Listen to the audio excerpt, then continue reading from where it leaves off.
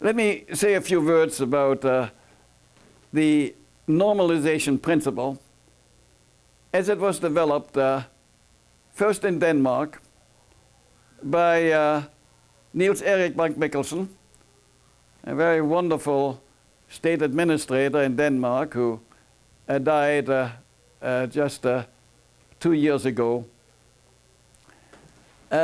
He had been a person in a Danish state administration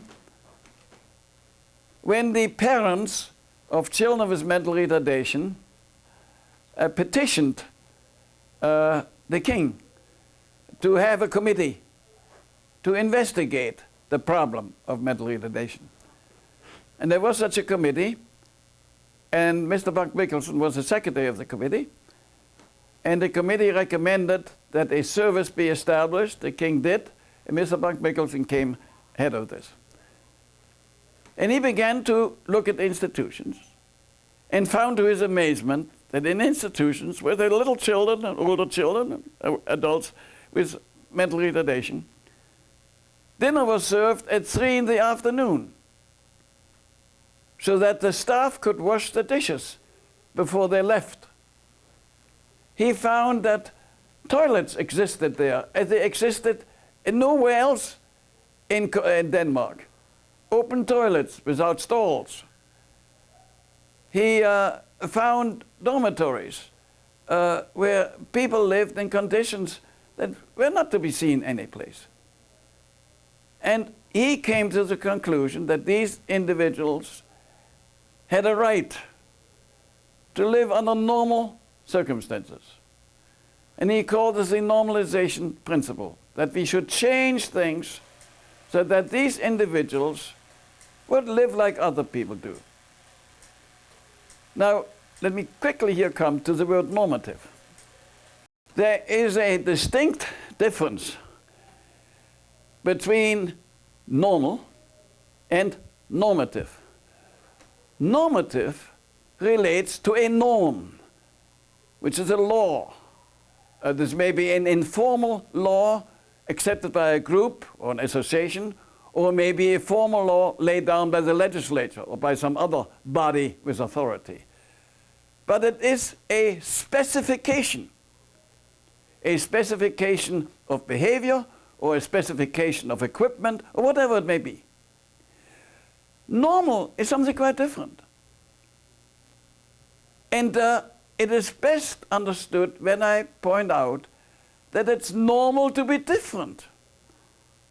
Normal is not something specific. As I often point out to audiences, look around how you're dressed. There are some people here in formal dress. There are others in sports shirts. There are people here without ties. Look around how the ladies are dressed. A wide variety. And yet we're all here and we accept each other with the differences. But I add, if someone was sitting here in this hall in a bikini, you all would know that that wasn't normal. You see, there are very clear differentiations. Now you can quibble at the edges, you see, but very clear what is abnormal and what is normal. See? So normal is a very flexible thing. So Bank-Mikkelsen knew to have dinner at 3 is stupid. But within Denmark, you have many families that may have dinner at 6, at 7, at 8, and at 9. Now, if you come to Spain, you find a different normality. Because in Spain, it may be normal to have dinner at 11 o'clock at night. And you better be aware of that because you may starve to death if you're waiting to be fed, you see. And in Spain, you can find from your hotel window families with small children walking on the street at 2 o'clock in the morning. In our country, we would arrest them, you know, for child abuse. So normal, of course, refers to where you are. And obviously, mealtime in the Sahara Desert is different from mealtime in Minneapolis. But there's no question that we know what's normal. you know. As I said, we can quibble on the fringes a little bit. But so the normalization principle has been grossly misunderstood. Now, nowadays, in the 1990s, a lot of this has been solved.